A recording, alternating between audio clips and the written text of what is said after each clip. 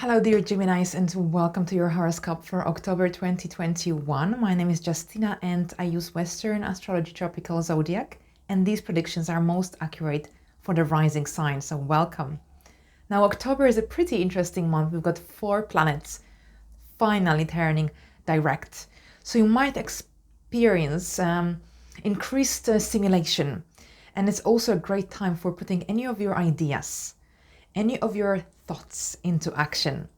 Right, so let's start from the first transit, Mercury in Libra square Pluto in Capricorn, and this is activating your sphere of children, creativity, romance, and joy, and the area of intimate life, transformation, investments, taxes, and joint resources. So here with Mercury activated in your 5th house, this could be a time when some hidden things concerning any creative project, self-employment, or your children come into the light, something perhaps that you were unaware of or you didn't understand before. Now things might be much clearer.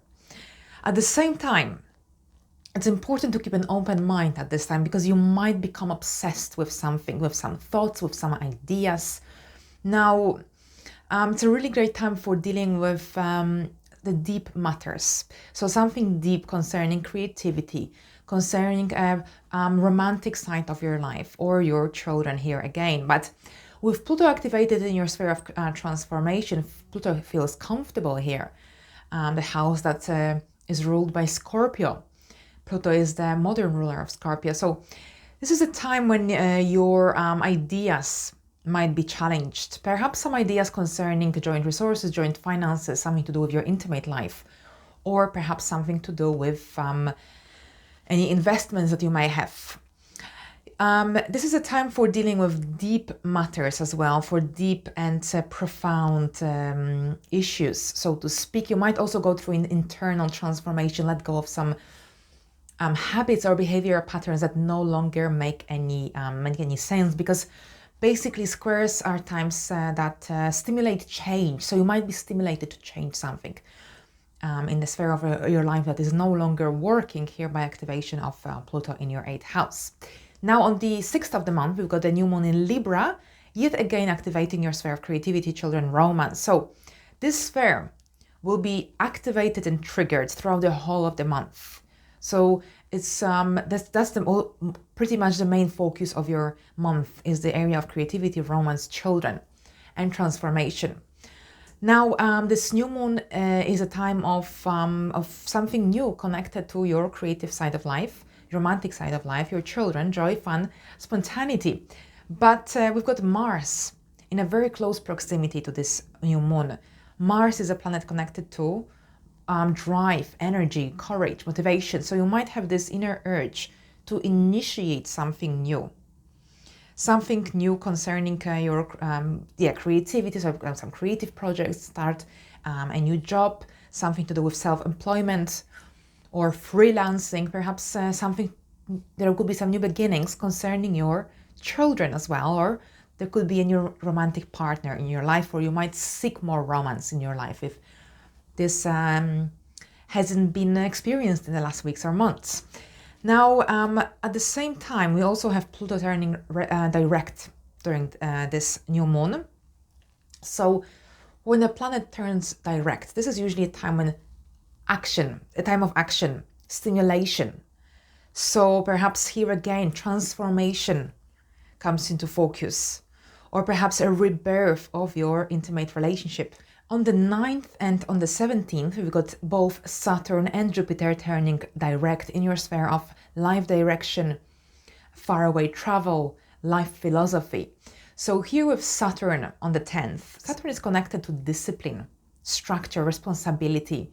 So here with Saturn turning direct, this could be a time when you implement some changes into your relationship with people from foreign countries or culture to yours. But at the same time, you might redefine your belief system, your life philosophy. For some people, this could be an opportunity for doing some long-distance travel as well, or planning some long-distance travel, because Jupiter will also turn direct here. So you will seek more adventure, more spontaneity.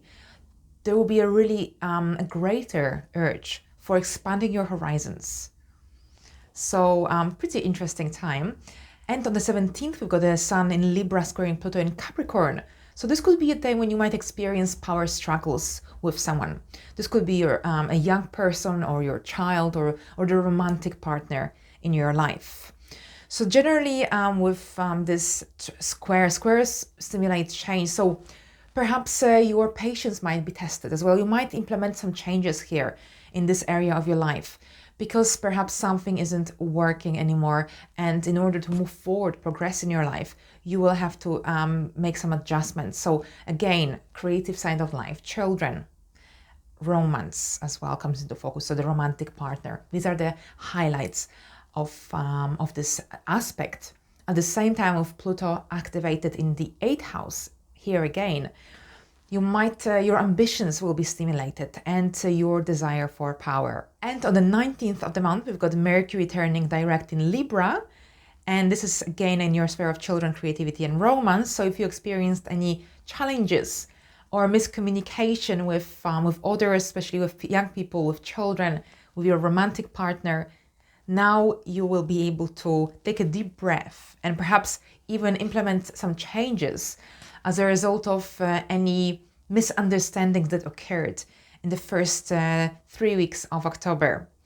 Also, if you need to sign any agreements or negotiations after the 19th, now will be a good time for doing that, because during Mercury retrograde, it's not a great time for starting anything new or for signing anything important. And on the 20th of the month, we've got a full moon in Aries, activating your sphere of friendships, groups you belong to, hopes and wishes. And with a full moon, this is usually a time when a highlight of events concerning the area activated by the full moon, or things coming to an end. It's a great time for resolving issues as well this time. So you might be resolving some issues with your friends, or perhaps it could be the end of a friendship because both parties want to move on. Or alternatively, you might have an opportunity to join a group to meet like-minded people. Your friendships really come into focus during this full moon.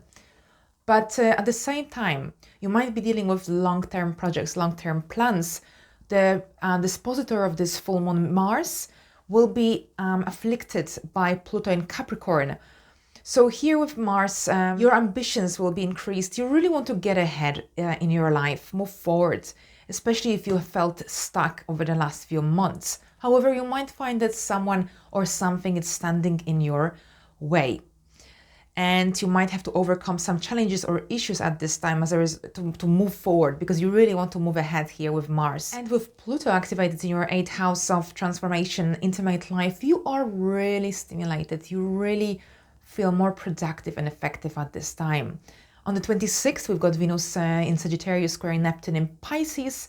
Venus is in your sphere of relationships, business partnerships. Neptune is in your sphere of career and professional life. So during this day, you might have to be mindful of your expectations of others, because there is a tendency of having really high, unattainable expectations of others, especially people who are close to you, so your love partner, but at the same time, your career is triggered here with Neptune's activation. So you might experience disappointment if you just desire too much of others, things that they can't give you, or perhaps things that are impossible to attain. Right, so the final aspect I wanted to discuss in this video is the Sun in Scorpio square Saturn in Aquarius. So Sun will be in your 6th house of work, employment, health, and everyday routine, and Scorpio will be in your sphere of higher learning and life philosophy, life direction. So here again, squares stimulate us to implement changes because something isn't working. There is a clash of energies. So this could be a day when you might experience a feeling of being restricted, limited, especially in your sphere of creativity. So you might have creative blockage, or you might feel like you're struggling with your child, or you're not satisfied with your romantic side of your life. So the best way to deal with this transit is to find something that gives you joy and pleasure, that is relaxing, because this is a temporary transit. It will just last a couple of days. So it's something that we have to overcome on a collective level and depending where this transit is activated. So patience and persistence will help to get through this transit. And on this note, I would like to wish you a pleasant month. I hope October is a good month for you, and I'll see you in my next video. Thank you and bye for now.